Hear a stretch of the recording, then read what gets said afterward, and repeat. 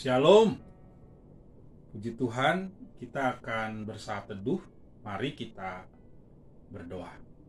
Kami bersyukur kepadamu ya Tuhan, Allah kami di dalam Yesus Kristus, Allah Roh Kudus, yang sudah menopang, membimbing, memberkati kami. Kembali saat ini kami akan merenungkan bagian firman Tuhan. Terima kasih untuk badan yang bugar, kekuatan, berkat Tuhan. Biarlah itu semua menjadi rasa syukur kami. Berkati perenungan sebentar yang akan kami baca melalui firman-Mu. Biarlah Tuhan menganugerahkan kami kesetiaan, ketekunan di dalam kami mengikut Tuhan. Berkati perenungan firman Tuhan ini ya Tuhan, hanya di dalam nama Tuhan Yesus kami sudah berdoa. Haleluya. Amin. Saat ini firman Tuhan terambil daripada 2 Samuel pasal yang ke-7 ayat 18 sampai dengan ayat yang ke-22. Saya hanya membaca ayat 18, 19, dan 22. Demikian bunyi firman Tuhan. Lalu masuklah Raja Daud ke dalam, kemudian duduklah ia di hadapan Tuhan sambil berkata, "Siapakah aku ini ya Tuhan Allah, dan siapakah keluargaku sehingga Engkau membawa aku sampai sedemikian ini? Dan hal ini masih kurang di matamu, ya Tuhan Allah. Sebab itu Engkau telah berfirman juga tentang keluarga hamba-Mu ini dalam masa yang masih jauh, dan telah memperlihatkan kepadaku serentetan manusia yang akan datang, ya Tuhan Allah. Sebab itu Engkau besar, ya Tuhan Allah, sebab tidak ada yang sama seperti Engkau, dan tidak ada Allah selain Engkau, menurut segala yang kami tangkap dengan telinga kami."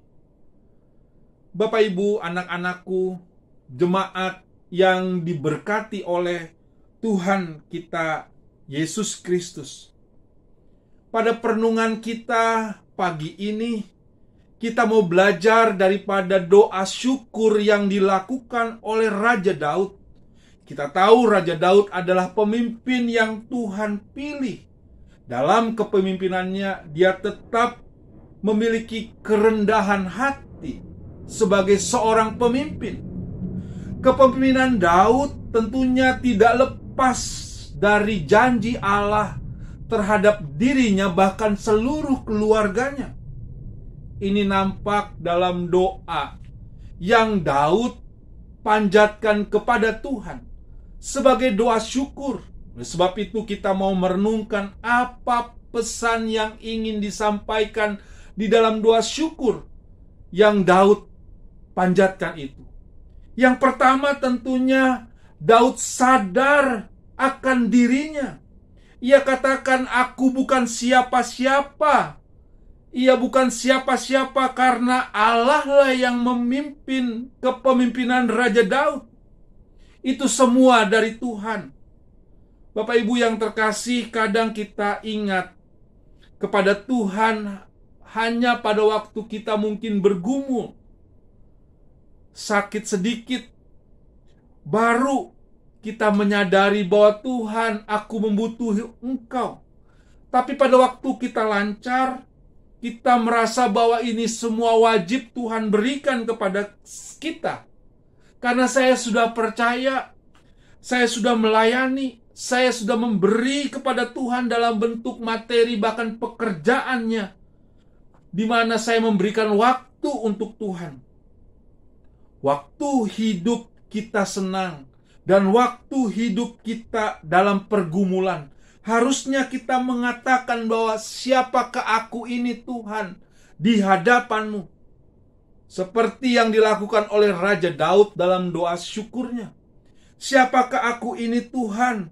Tuhan yang sudah mengizinkan sampai saat ini. Ini yang Daud sampaikan dalam doanya kepada Tuhan.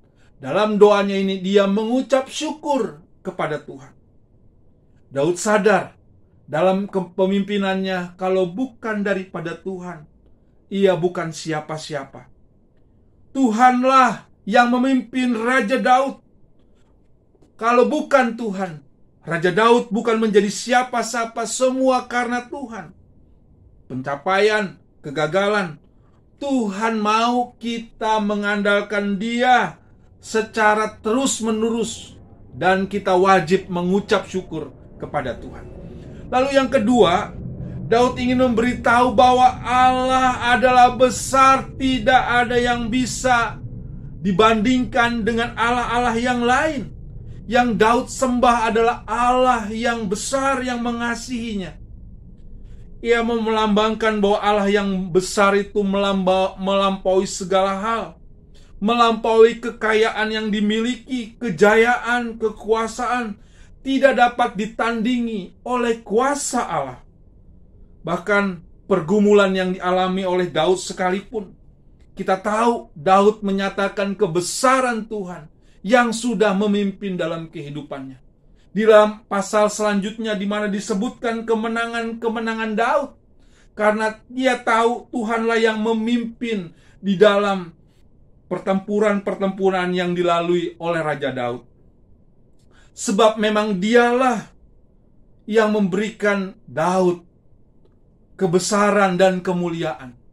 Bahkan jikalau Daud melibatkan Tuhan, dalam Mazmur ia mengatakan orang yang menabur dengan air mata, ia akan menuai dengan sorak-sorai.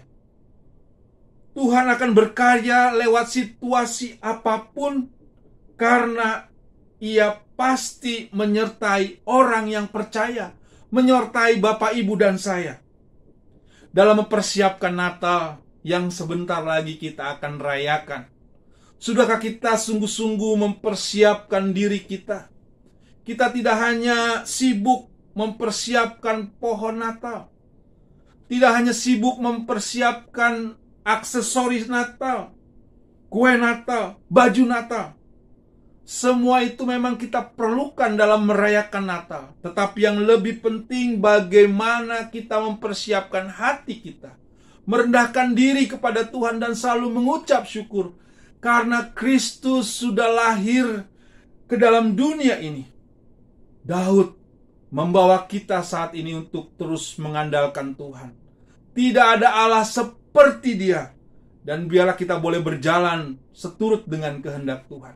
Setiap kita pasti punya pergumulan demi pergumulan, tapi biarlah dalam pergumulan itu kita mengatakan di tengah-tengah pergumulan yang berat, ada Allah yang besar, ada Allah yang selalu siap menolong kehidupan kita, sehingga kita sadar oleh anugerahnya kita boleh melangkah hari lepas hari, dan kita harus bawa dengan rasa ucapan syukur kepada Tuhan, sebab Ia baik.